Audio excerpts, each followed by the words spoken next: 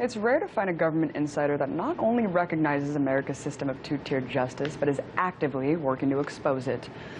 Ramsey Clark served as Attorney General, overseeing the Department of Justice under President Lyndon B. Johnson from 1965 to 1967. During his term, Clark was instrumental in passing two of the most significant bills of our time, the Civil Rights Act and Voting Rights Act. Since leaving the administration, Ramsey has been one of the most prominent figures leading the charge against U.S. militarism. He's traveled everywhere from Vietnam to Iraq, where he studied the devastating effects of Western sanctions on local populations. He documented his findings in a 2002 book called Impact of Sanctions on Iraq, The Children Are Dying. Clark joined me earlier to discuss his research on Iraqi sanctions, the evolution of the rule of law since his time as Attorney General, and why he represented Saddam Hussein. I first asked him what Iraq was like before Western intervention in 1991. Iraq was the most prosperous Arab country in the world. The standard of living was highest. Infrastructure was better than most parts of the United States. It had good education, good health care. That's before 1991, before the Gulf War, the invasion in 90. The period after 1991, January 1991, when we invaded and started bombing them, we had over 100,000 sorties over one every few minutes to bomb the daylights out of the whole country in 1991. But before that, it was very prosperous and progressive, and since then it's suffered enormously. Nobody feels safe any day in Iraq, haven't since 2003 at least, if not 1991, and hundreds killed every week, thousands more often than not. The country's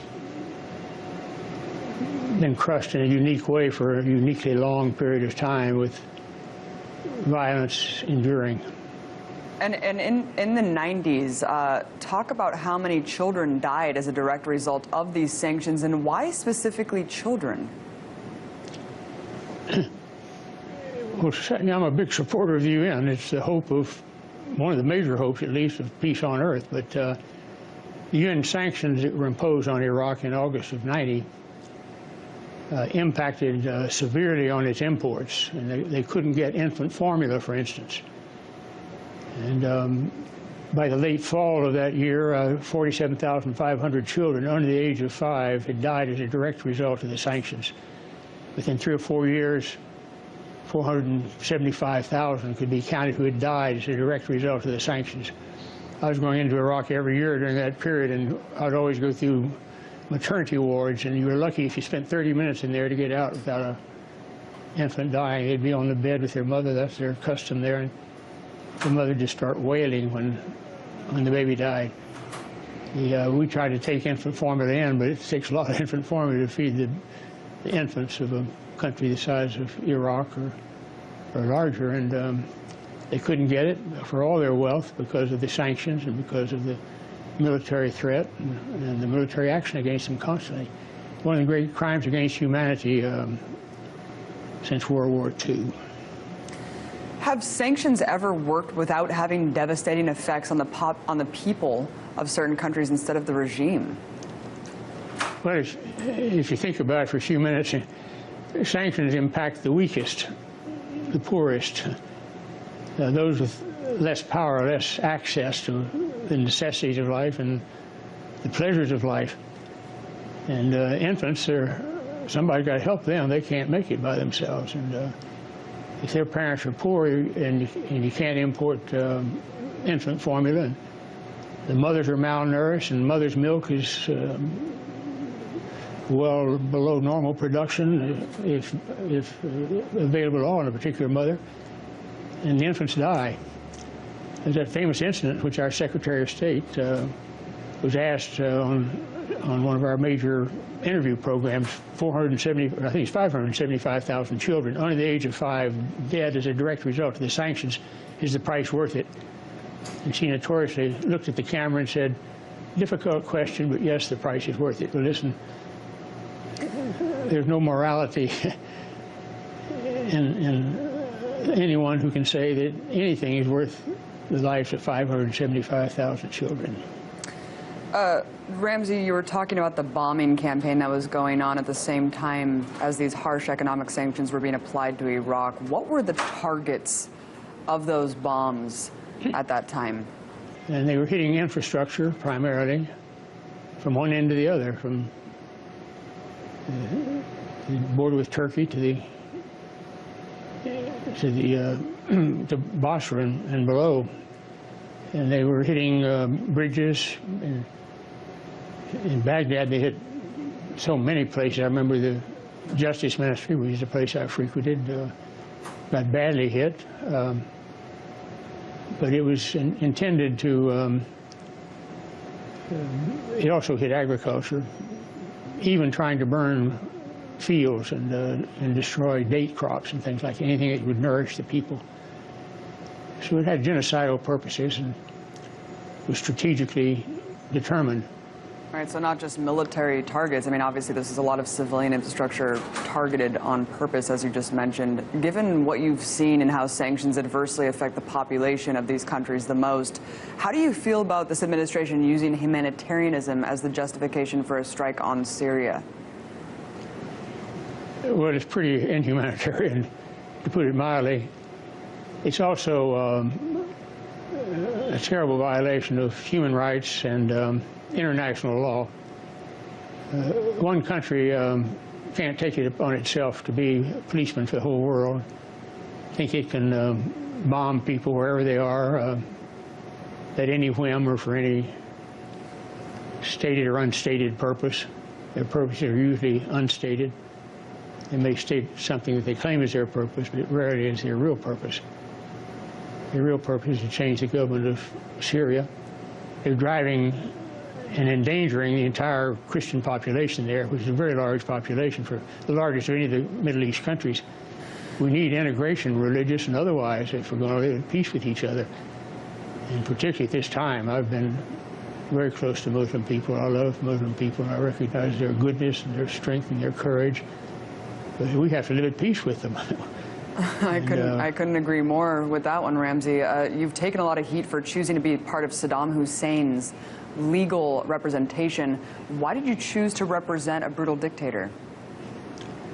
Well, I didn't seek it. I was sought, and I felt an absolute duty to do it if I was requested. Rights should belong to everyone. If we don't have equal rights, we don't have rights. We have privileges and underprivileges, you know. And I believe in rights. I've lived my adult life struggling for people's rights as a lawyer and otherwise. And he got no fair trial. A fair trial wasn't possible, perhaps under the circumstances, but certainly not turning him over to people who've been trying to assassinate him for the last 20 years. And finally did. After a trial, it was a farce. But asked to stand there with him and try to intercede in the interest of truth and justice, I would have had a hard time living with myself if I hadn't agreed to do it. I'd do it again in a minute. I could not do it. Well put. Considering how this week marked the 12th anniversary of the horrific 9/11 terrorist attacks, what's your take on how the government decided to kill and throw bin Laden's body in the ocean instead of giving a trial, evidence, or any answers to the American people? Well, to put it very mildly, we don't practice what we preach. And to put it more directly, we totally ignore fundamental human rights, international law, and our own moral standards when it comes to international affairs. Our government, I mean, you know, I just came back this year from the 60th anniversary of the war in Korea and the 40th anniversary of the war in Vietnam. Millions killed. The only good thing is the people are thriving. It's beautiful to see. It shows that there is a future after hell. the war on terror is now carried out by the executive, being judge, jury, and executioner, especially in these drone wars, just killing people that they claim are terrorists without any fair trial at all. How dangerous of a precedent are we setting for the rest of the world with this policy? Well, we're saying that the powerful do as they will and the weak suffer as they must. And that's the cruelest and most immoral thing that you can say to society. The powerful should try to uplift the poor, you know. They'd feel a lot better about themselves if they did. They'll talk about their aid, but it's so darn political, you realize it's just to strengthen themselves. And the violence that we were at, as Dr. Martin Luther King said, and it really hurt him to say it, the greatest purveyor of violence on earth is my own country. 1967 at the Riverside Church here in New York. The greatest purveyor of violence is the United States of America. Someone like you who has served in the administration decades ago, seeing it out on the outside now, when you were serving in government, was it more transparent and accountable to itself and the people than it is today? Or is the level of deceit and corruption kind of all relative? As Attorney General, I can tell you I felt a free hand.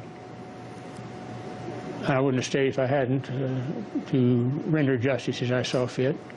It's possible to make a difference, but it's a struggle, and it's not sure that any difference you make will long endure. And what would you tell people now who just feel like it's hopeless and you know, looking at the world and say, how can we get out of this policy of bellicose militarism? The harder it gets, the more important it is that we stand up and struggle. I watched in the 60s the pain and misery and danger to our African-American population. I spent a lot of time in the early 60s. I was working primarily in the early 60s. I was young, I was from the South, I had a Southern accent, I could pass. And the African-Americans were facing danger and humiliation and deprivation all the time. And they sang and they marched and they said, "We shall overcome." And we ain't got there yet, but we've gotten a lot better off than we were, and we're still struggling and still marching and still believing that we shall overcome. If you don't believe that, you might as well crawl in a hole and bury yourself. The struggle is the whole purpose of life.